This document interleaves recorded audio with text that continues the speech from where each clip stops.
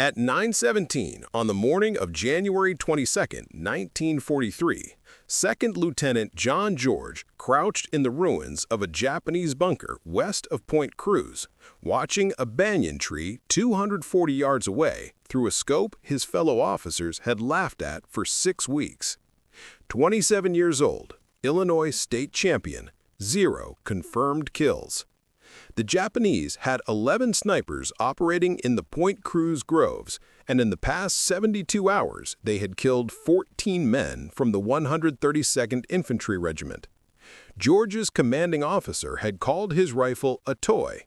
The other platoon leaders called it his mail-order sweetheart.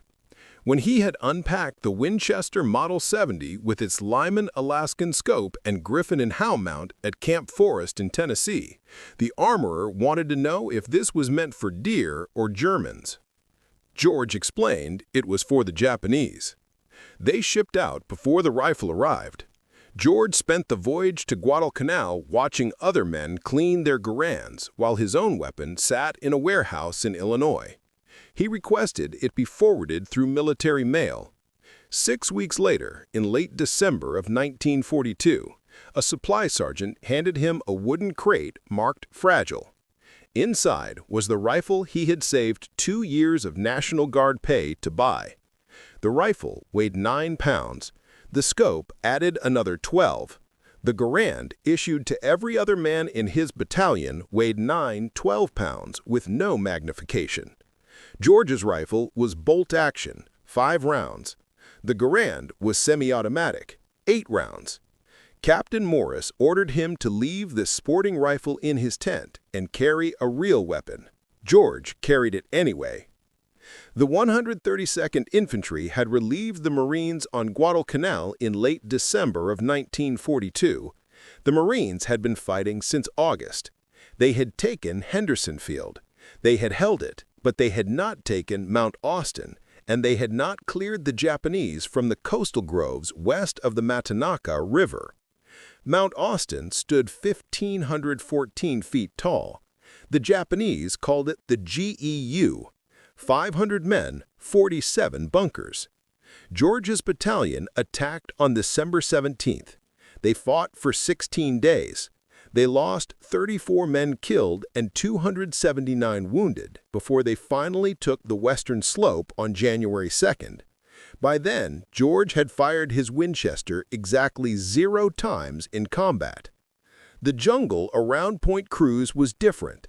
No bunkers, no fixed positions, just Japanese soldiers who had retreated west from Henderson Field and dug into the massive trees. Some of those soldiers were snipers. They had scoped Arasaka Type 98s. They knew the jungle. They knew how to wait.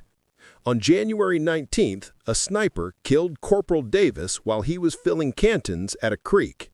On January 20th, another sniper killed 2 men from L Company during a patrol. On January 21st, 3 more men died. One of them was shot through the neck from a tree the patrol had walked past twice. The battalion commander summoned George that night. The Japanese snipers were killing his men faster than malaria. He needed someone who could shoot. He wanted to know if that mail-order rifle could actually hit anything. George explained his credentials. Illinois state championship at 1,000 yards in 1939. 23 years old at the time, youngest winner in the state's history. 6-inch groups at 600 yards with iron sights, with the Lyman Alaskan 5 rounds inside 4 inches at 300 yards. The commander gave him until morning to prove it. If you want to see how George's civilian rifle performed against Japanese snipers trained for jungle warfare, please hit that like button. It helps us share more forgotten stories like this. And please subscribe if you haven't already. Back to George. George spent the night checking his rifle. The Winchester had been packed in cosmoline for the ocean voyage. He cleaned it again. He checked the scope mounts. He loaded 5 rounds of .30-06 hunting ammunition he had packed in Tennessee. Military ball ammo, the same cartridge the Garand fired. At dawn on January 22nd, George moved into position in the ruins of a Japanese bunker his battalion had captured 3 days earlier. The bunker overlooked the coconut groves west of Point Cruz. Intelligence said the Japanese snipers operated from the large trees in that area, banyan trees. Some of them reached 90 feet tall, with trunks 8 feet thick. A sniper could climb one of those trees before dawn and sit there all day without being seen. George had brought no spotter, no radio man, just his rifle and a canteen and 60 rounds of ammunition in stripper clips. He settled into the bunker and began to watch the trees through his scope. The Lyman Alaskan had 2.5 power magnification, not much, but enough to see movement in the branches that the naked eye would miss. The jungle was never silent. Birds, insects, the distant sound of artillery. George had learned to filter out the noise and focus on movement. He glassed the tree slowly, left to right, top to bottom. At 9:17, he saw it. A branch moved. No wind, just a small shift. 87 feet up in a banyan tree, 240 yards away. George watched. The branch moved again. Then he saw the shape. A man, dark clothing, positioned in a fork where 3 branches met. The Japanese sniper was facing east, watching the trail where George's battalion had been moving supplies. George adjusted his scope, 2 clicks right for wind. He controlled his breathing. The Winchester's trigger was glass smooth, 3.5 pounds. He had spent hours adjusting it at Camp Perry before the war. Now he would find out if a civilian target rifle could kill a man trained to kill him first. George squeezed the trigger. The Winchester kicked into his shoulder. The sound cracked through the jungle. 240 yards away, the Japanese sniper jerked and fell. He dropped through the branches. His body tumbled 90 feet and hit the ground near the base of the banyan tree. George worked the bolt. The empty cartridge ejected. He chambered another round. He kept his scope on the tree. Waited for movement. Nothing. The sniper's partner would be close. Japanese snipers worked in pairs. 1 shooter, 1 spotter. If George had just killed the shooter, the spotter was somewhere in that tree or in the trees nearby. George scanned the surrounding banyans. The scope's 2.5 power magnification forced him to search slowly. Each tree could hide multiple men.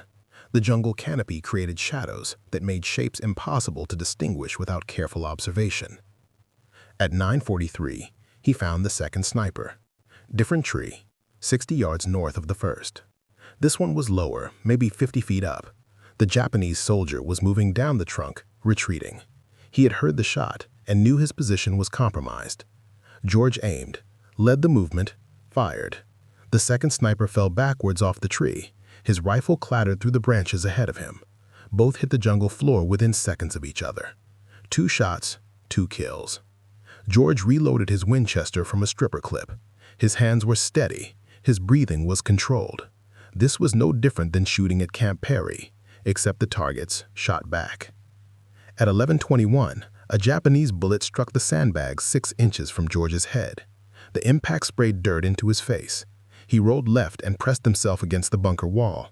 The shot had come from the southwest, different direction than the first 2 snipers. George waited 3 minutes before moving. He inched back to his firing position and glassed the trees to the southwest. The shooter would have moved after taking the shot. That was basic sniper doctrine: shoot and relocate.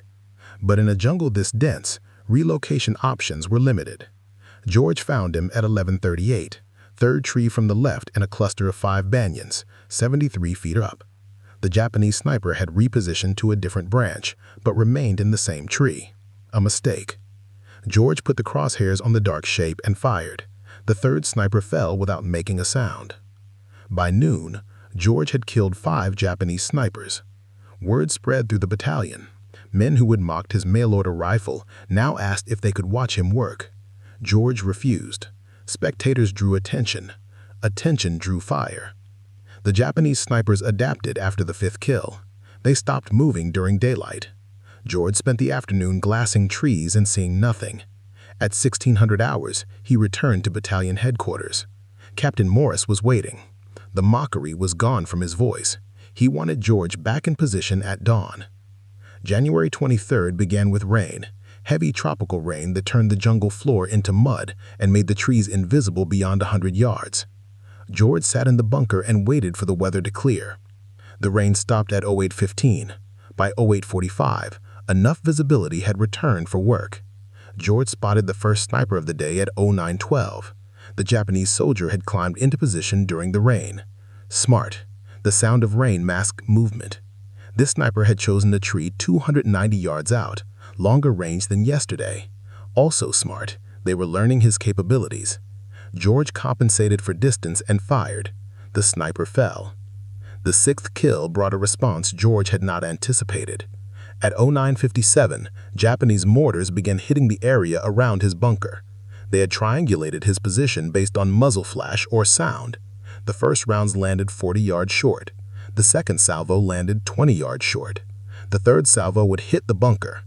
George grabbed his rifle and ran. He sprinted north along the tree line and dove into a shell crater. As the third salvo hit the bunker he had occupied moments before, disappeared in explosions and flying debris. He relocated to a different position, a fallen tree 120 yards north of the destroyed bunker. The tree provided cover and a clear view of the groves. George settled in and resumed his watch. The Japanese sent more snipers that afternoon. They knew George was hunting them. They were now hunting him back. The dynamic had changed. This was no longer target shooting. This was a duel. At 14:23, George killed his 7th sniper. At 15:41, he killed his 8th. This one had climbed high, 94 feet up a banyan tree. Good concealment, but the height created a silhouette against the sky when the sun angle changed. At 1700 hours, Captain Morris sent a runner to bring George back. George had been in position for 9 hours. Morris wanted numbers. George reported 8 confirmed kills over 2 days, 12 rounds fired, 8 kills, 4 misses. Morris assigned George to continue sniper operations starting at dawn on January 24th. That night, George cleaned his Winchester and considered the mathematics. 11 Japanese snipers operating in the Point Cruz Groves. 8 now dead, 3 remaining. Those 3 would be the best, the ones who had survived the longest, and now they knew exactly what George looked like and exactly what rifle he carried. George loaded his Winchester with 5 fresh rounds and tried to sleep. At 0300, he gave up and sat in his tent with the rifle across his lap. The rain started again at 04:15. By 05:30, it was heavy enough that dawn operations would be delayed. George used the time to move to a new position. Not the bunker, not the fallen tree, somewhere the Japanese would not expect. He chose a spot 70 yards south of his previous position, a cluster of large rocks the Marines had used as a machine gun nest back in December. The position offered good cover and overlapping fields of fire into the groves. He settled in and resumed his watch. The Japanese sent more snipers that afternoon. They knew George was hunting them. They were now hunting him back. The dynamic had changed. This was no longer target shooting. This was a duel. At 14:23, George killed his 7th sniper. At 15:41, he killed his 8th. This one had climbed high, 94 feet up a banyan tree. Good concealment, but the height created a silhouette against the sky when the sun angle changed. At 1700 hours, Captain Morris sent a runner to bring George back. George had been in position for 9 hours. Morris wanted numbers. George reported 8 confirmed kills over 2 days, 12 rounds fired, 8 kills, 4 misses. Morris assigned George to continue sniper operations starting at dawn on January 24th. That night, George cleaned his Winchester and considered the mathematics. 11 Japanese snipers operating in the Point Cruz Groves. 8 now dead, 3 remaining. Those 3 would be the best, the ones who had survived the longest. And now they knew exactly what George looked like and exactly what rifle he carried. George loaded his Winchester with 5 fresh rounds and tried to sleep. At 0300, he gave up and sat in his tent with the rifle across his lap. The rain started again at 04:15. By 05:30, it was heavy enough that dawn operations would be delayed. George used the time to move to a new position. Not the bunker, not the fallen tree, somewhere the Japanese would not expect. He chose a spot 70 yards south of his previous position, a cluster of large rocks the Marines had used as a machine gun nest back in December. The position offered good cover and overlapping fields of fire into the groves. He settled in and resumed his watch. The Japanese sent more snipers that afternoon. They knew George was hunting them. They were now hunting him back. The dynamic had changed. This was no longer target shooting. This was a duel. Number 9. The Japanese soldier was positioned in a palm tree 190 yards out. Low, only 40 feet up. Unusual. Most snipers climbed high for better sight lines. This one had chosen concealment over elevation. The palm fronds created a natural hide that would be invisible from ground level. But George was not at ground level. He was elevated on the rocks. The angle gave him a view down into the fronds. He could see the dark shape of the sniper's shoulders and head.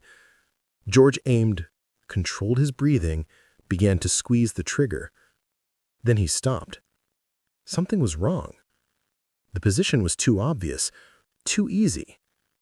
George had been hunting snipers for 3 days. He had killed 8 men. The remaining 3 would not make elementary mistakes. They would not position themselves where an elevated shooter could spot them, unless it was bait. George lowered his rifle and scanned the surrounding trees. If the sniper in the palm was bait, the real shooter would be positioned to cover him, watching for anyone who took the shot, waiting for muzzle flash, ready to return fire. George glassed the trees methodically, left to right, top to bottom. He checked every tree within 300 yards of the palm.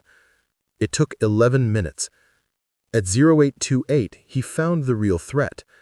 A banyan tree 80 yards northwest of the palm, 91 feet up. The Japanese sniper was positioned in a perfect hide. Branches and vines concealed him from 3 sides. He had a clear line of sight to George's previous position at the fallen tree. He was waiting for George to appear there or to take a shot at the bait in the palm tree. George had 2 problems. First, the real sniper was watching the wrong location. If George fired at him, the sound would reveal George's actual position. The sniper would relocate before George could work the bolt and chamber another round. Second, if George did nothing, the sniper would eventually realize George was not at the fallen tree and begin searching for him. George decided to use the bait against them. He aimed at the decoy sniper in the palm tree, adjusted for wind, fired. The decoy sniper jerked and fell from the palm. George immediately swung his rifle toward the banyan tree 91 feet up. The real sniper would react to the shot. He would turn toward the sound. That turn would create movement. George saw it. A slight shift. The sniper was repositioning to face George's location. George put the crosshairs on the dark shape and fired before the sniper could fully turn. The real sniper fell. His rifle tumbled after him. 2 shots, 2 kills. But George had revealed his position to anyone else watching. He grabbed his rifle and ammunition and ran. He moved east along the rock line and dropped into a drainage ditch 40 yards away. He pressed himself into the mud and waited. At 0834, Japanese machine gun fire raked the rocks where he had been positioned 6 seconds earlier. The bullets kicked up dust and stone fragments. The fire lasted 17 seconds. When it stopped, George counted to 60 before moving.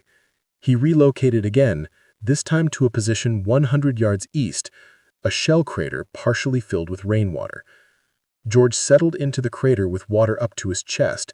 He rested the Winchester on the crater rim and resumed glassing trees. 10 confirmed kills, 1 remaining. The 11th sniper would be the best, the smartest, the most experienced. He had watched 10 of his comrades die over 3 days. He knew George's tactics. He knew George's rifle. He knew George's approximate location. And somewhere in those trees, he was watching, waiting, planning. George scanned the jungle through his scope. The Lyman Alaskan magnification made distant shapes visible, but not identifiable. Every dark spot could be a branch or a man. George had to study each one carefully. At 0947, he realized his mistake. The 11th sniper was not in the trees. He was on the ground and he was moving toward George's position. George saw the movement at the edge of his peripheral vision, 60 yards south, low to the ground. A shape moving through the undergrowth parallel to the tree line. The Japanese sniper was using the jungle floor vegetation for cover. Ferns, vines, fallen branches. He was crawling toward George's last known position at the rocks. George remained motionless in the water-filled crater. The Winchester was already shouldered. His breathing was controlled, but the angle was wrong. The crater rim blocked his view of the approaching sniper. George would have to rise up to get a clear shot. Rising up would expose him. The Japanese sniper stopped moving at 0952. He had reached a position 40 yards from the rocks. George watched through his scope. The sniper was studying the rocks, searching for movement, for any sign of his target. George waited. Patience was the primary skill of sniper work. The ability to remain still, to let time pass, to wait for the right moment rather than force a bad shot. At 0958, the Japanese sniper began moving again. He crawled forward 35 yards from the rocks, 30 yards, 25 yards. He was approaching from the south side, the side George had used when he evacuated under machine gun fire. George understood the tactic. The Japanese sniper had watched the machine gun attack. He knew George had moved east from the rocks. He was now working his way along the most likely escape route, hunting George the way George had been hunting him. At 10:03, the Japanese sniper reached the rocks. He moved into the machine gun nest and took up a position facing east, toward the drainage ditch, toward the area where George should have relocated. The sniper was now prey. Now 38 yards from George's actual position in the water-filled crater. But he was facing the wrong direction. His back was exposed. George had a clear shot. Center mass, 38 yards. An easy shot, even without a scope. But George hesitated. This sniper had survived 10 days of American operations in the Point Cruz Groves. He had outlived 10 other snipers, men who had been killed because they made mistakes. This man would not make mistakes. The position in the rocks was too exposed, too vulnerable. No experienced sniper would remain there for more than a few seconds. This had to be another decoy, another bake position. George kept his scope on the sniper in the rocks, but expanded his awareness to the surrounding area. If this was bait, the real threat would be positioned to cover it, somewhere with line of sight to anyone who took the shot. At 10:06, George found it. A second Japanese soldier, 70 yards northwest of the rocks behind a fallen tree trunk. This soldier was not moving, not repositioning, just watching, waiting. His rifle was aimed toward the drainage ditch where George should have been hiding. 2 men, not 1. The 11th sniper had brought support. Or perhaps these were the final 2 snipers, numbers 10 and 11, working together. George made his decision. He could not shoot both men before they reacted. The bolt-action Winchester required him to work the action between shots. That gave them time to locate him and return fire. He needed a different approach. George slowly lowered himself deeper into the water. He submerged until only his eyes and the top of his head remained above the surface. He kept the Winchester pointed skyward to keep water out of the barrel. Then he waited. George was evacuated to a field hospital near Henderson Field. Doctors cleaned the wound and sutured it closed. They told George he would recover, but needed rest. No combat operations for at least 3 weeks. George spent 2 weeks at the field hospital. During that time, the Japanese completed their evacuation of Guadalcanal. On February 9th, American forces reached Cape Esperance and found it empty. The campaign was over. Georgia's sniper section had operated for 12 days. 74 confirmed kills, 0 friendly casualties during sniper operations. The section was officially recognized by division headquarters. Colonel Ferry recommended George for a Bronze Star. But George's war was not finished. While he recovered at the field hospital, orders came down from Pacific Command. The Army needed experienced combat officers for a new mission Something in Burma, something classified. George volunteered. By March, George was on a transport ship heading west across the Pacific. His Winchester Model 70 was packed in a waterproof case in the cargo hold. The Lyman Alaskan scope was wrapped in oilcloth. George did not know the details of the Burma mission. He only knew it involved jungle warfare, long-range patrols, operations behind Japanese lines. The kind of mission where a man with a rifle that could hit targets at 600 yards might prove useful. The transport reached India on April 3rd. George and 200 other officers were briefed on their assignment. They would join a new unit, 3,000 men total. The unit had no official designation yet. The men called themselves something else. They called themselves Merrill's Marauders. The 53-7 Composite Unit was officially designated on May 28, 1943, but the men had been training since April. Long-range penetration tactics, jungle survival, operations without supply lines. The unit was modeled after British Brigadier Orden Chindits, small mobile forces that could operate deep behind enemy lines for extended periods. George was assigned to the 2nd Battalion. His role was not officially listed as sniper. The Army did not have formal sniper positions in its table of organization. George was designated as a rifle platoon leader, but Colonel Ferry's recommendation had followed him from Guadalcanal. Battalion command knew what George could do with a rifle. Training took place in central India. The terrain was different from Guadalcanal, but the principles remained the same. Heat, humidity, dense vegetation, limited visibility. The Burma jungle would be worse. Steeper terrain, heavier rainfall, and an enemy that knew the ground better than any American force. George modified his equipment for the Burma mission.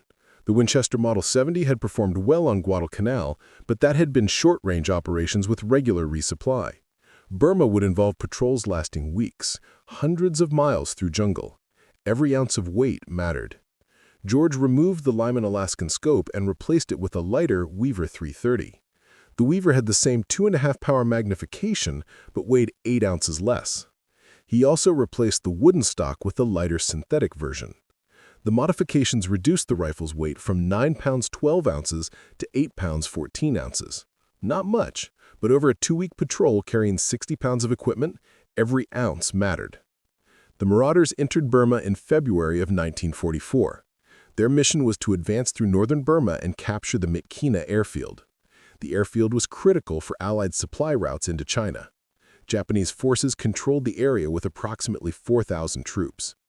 The Marauders would approach overland through terrain the Japanese considered impassable for large forces. Mountains, rivers, dense jungle, no roads, limited trails. The force would carry all supplies on their backs or with pack mules. No motorized transport, no artillery support, just rifles and mortars and the ability to move fast through impossible terrain. George's battalion began the march on February 24th. The first week covered 83 miles through mountainous jungle. Men collapsed from exhaustion. Malaria cases increased daily. The pack mules struggled with the terrain. Several had to be shot when they broke legs on steep descents. By March, the battalion had covered 217 miles. They had engaged Japanese forces 12 times.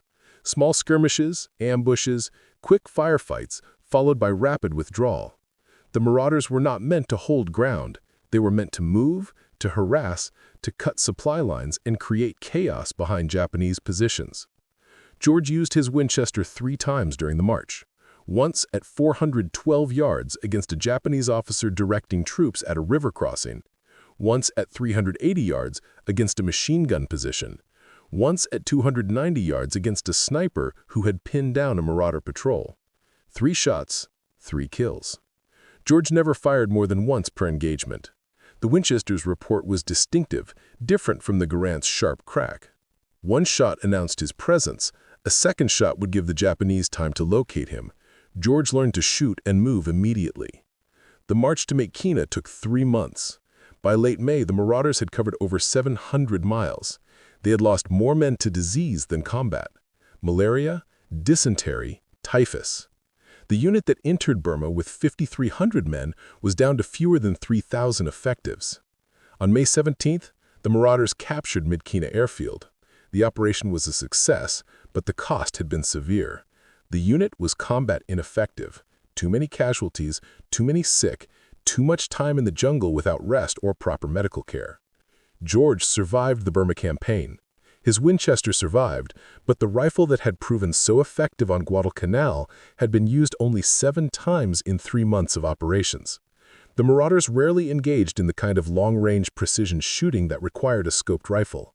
Most combat was close-range ambushes at 50 yards or less, firefights in dense vegetation where you could barely see 30 feet. George realized something during those 3 months in Burma. The Winchester Model 70 was an excellent rifle, perhaps the best bolt-action sporting rifle ever made, but modern warfare was changing. Semi-automatic rifles like the Garand were becoming standard. The next war would require different weapons, different tactics. But there would be no next war for George, not immediately.